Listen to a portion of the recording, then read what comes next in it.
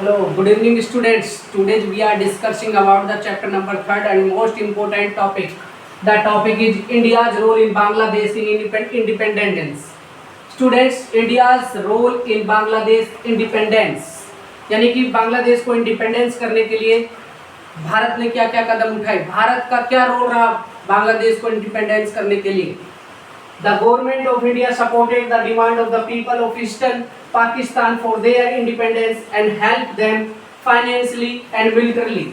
कि इंडिया की जो गवर्नमेंट थी उसने सपोर्ट किया ईस्टर्न पाकिस्तान को, यानी कि बांग्लादेश जो वर्तमान में बांग्लादेश है उसको, फॉर देयर इंडिपेंडेंस, उनको स्वतंत्रता दिलाने के लिए, and help them financially and military, और उनको फाइनेंशियली और मिलिट्री हेल्प भारत के द्वारा प्रोवाइड करवाई गई.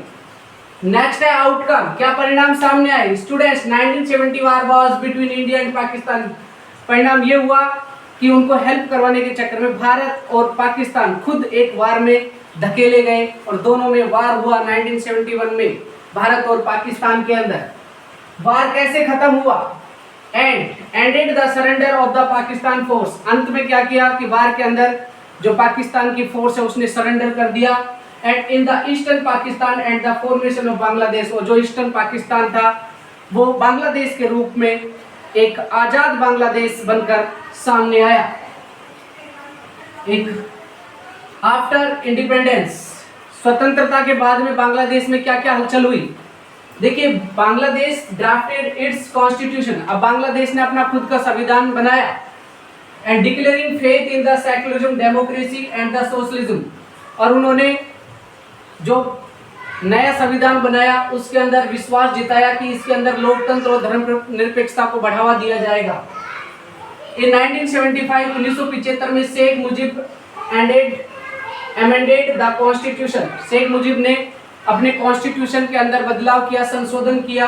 And from the parliamentary system to presidential form of government, उसने पार्लियामेंट्री सिस्टम से प्रेसिडेंशियल गवर्नमेंट का निर्माण कर दिया, संविधान बना दिया. वहाँ पर जो पार्लियामेंट्री सिस्टम था उसको हटाकर प्रेसिडेंशियल सिस्टम लागू कर दिया. किसने कर दिया स्टूडेंट्स? शेख मुजीबुर रहमान ने. अब देखिए आउटकम क्या है, उसका परिणाम क्या आया कि उसने पार्लियामेंट्री सिस्टम से प्रेसिडेंशियल सिस्टम में तब्दील की गवर्नमेंट को. उसके परिणाम आए led to the conflict and the tension. ज़्यादा से ज़्यादा वहाँ पर टेंशन बढ़ी और कॉन्फ्लिक्ट हुए, दंगे हुए, जिसके कारण. और अगस्त 1975 में एक मिलिट्री विद्रोह के द्वारा जो शेख मुजीबुर रहमान थे उनकी हत्या कर दी गई.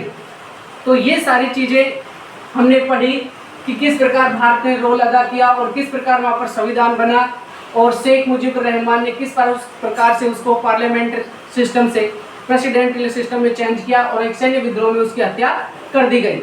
ऐसे ही इंपॉर्टेंट टॉपिक के साथ हमारे साथ बने रहे, जुड़े रहे. पूर्व क्लासेस के टीपी में आपका बहुत बहुत धन्यवाद. Thank you. Have a nice day.